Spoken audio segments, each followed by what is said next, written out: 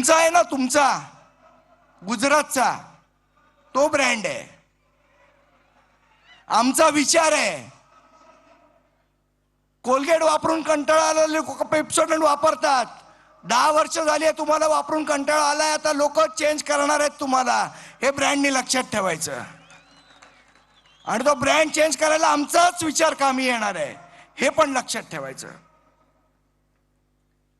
नुसत्या मला असं वाटतं निवडणुका आला की भूलतापा द्यायच्या. या इथे खूप आमच्या सगळ्या रणरागिणी भगिनी बसल्यात, यांना आमिष दाखवायची. पहिले आमच्या सगळ्या बहिणी होत्या, आता सगळ्या लाडक्या बहिणी झाल्यात. आणि मग 1500 रुपयाचं आमिष दाखवायचं किंवा आम्ही 1500 रुपये तुमच्या अकाउंटला टाकतो, तुम्ही आम्हाला मतदान करा. आता तर काय 13 तारखेला म्हणे लाडक्या बहिणींच्या ह्याच्यात पैसे टाकणार आहे. निवडणुकीची आचारसंहिता वगैरे हे सगळं आपल्यासाठी असतं, त्यांच्यासाठी नाही. पण मला या सरकारला सांगायचंय, या आमच्या लाडक्या बहिणी खूप हुशार आहेत. तुमच्या गोष्टींना या बोलणार नाहीत. नवऱ्याचा अख्खा पगार खिशात घालून सुद्धा त्या नवऱ्याला बदलत नाहीत. ते तुमच्या लाडक्या बहिणींच्या 1500 रुपयाला बदलणार आहेत का? त्यामुळे उगाच या गोष्टीच्या भानगडीत पडू नका, त्यांना भुलवायला पडू नका. आणि सारखं आपलं एकच, मग ते भाजपवाले असतील नाही तर सेनेवाले असतील, ते शिंदे सेनेवाले असतील. ठाकरे काय मराठीसाठी नाही आले, फक्त सत्तेसाठी आले, एकत्र सत्तेसाठी आलेत, मराठीसाठी नाही आलेत. मग माझा यांना प्रश्न आहे की भाजप, शिंदे शिवसेना आणि राष्ट्रवादी अजित पवार साहेबांची, तुम्ही तिघं एकत्र गोट्या खेळायला आलात का विटीदांडू खेळायला आलात? म्हणजे तुम्ही सत्तेसाठी आलं की ते बरोबर? आम्ही मराठी माणसांसाठी आलोय आणि एकत्र आलोय, ते सत्तेसाठी आलोय आणि ही सत्ता मराठी माणसासाठी राबवण्यासाठी एकत्र आलोय. आपण सगळे मराठी आहोत आणि आम्हाला सुद्धा 56 इंचाची छाती आहे आणि ती फुगून आम्ही सांगू शकतो आम्ही मराठी आहोत. तुमच्या कुरेशींना जमणार आहे का हे सांगायला?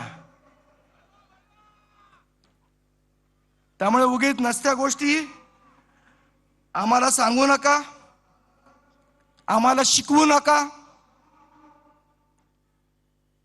यावेळची निवडणूक ही खरं तर थोडीशी वेगळी निवडणूक आहे. दरवेळेला जेव्हा महानगरपालिकेची निवडणूक असते त्यावेळेला आपण अनेक विषयांवर, अनेक मुद्द्यांवर चर्चा करत असतो. मग रस्त्याची चर्चा असेल, वॉटर डिस्ट्रीब्युशन, पाणी वाटप याची चर्चा असेल, मलनिस्सारण वाहिनीच्या संदर्भातली चर्चा असेल, आरोग्याची चर्चा असेल, प्राथमिक शिक्षणाची चर्चा असेल. पण यावेळची निवडणूक वेगळी आहे. या सगळ्या प्रश्नांबरोबर यावेळची निवडणूक ही मराठी माणसाच्या अस्मितेची लढाई आहे. यावेळची निवडणूक ही मराठी अस्मितेचीच आहे. यावेळची निवडणूक याच्यासाठी वेगळी आहे की आम्ही काय खायचं आणि काय नाही खायचं हे तुम्ही नाही, हे आम्ही ठरवणार, हे ठासून सांगण्यासाठी यावेळची महानगरपालिकेची निवडणूक आहे.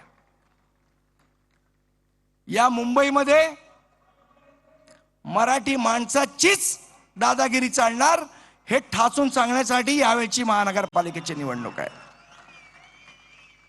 आणि सर्वात महत्वाचं, या बृहन्मुंबई महानगरपालिकेमध्ये मराठीच महापौर बसणार हे सांगण्यासाठीची ही निवडणूक आहे. बाबांनो, आपण सगळ्यांनी सावध राहिलं पाहिजे.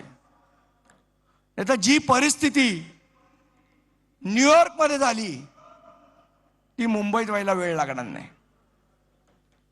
आज न्यूयॉर्कची परिस्थिती वेगळ्या पद्धतीने भारतीय जनता पक्ष दाखवतोय. काय दाखवतोय की म्हणे न्यूयॉर्कचा महापौर मुसलमान झाला. जे ममतानी निवडून आले ना न्यूयॉर्कला, ते मुसलमान म्हणून नाही आले.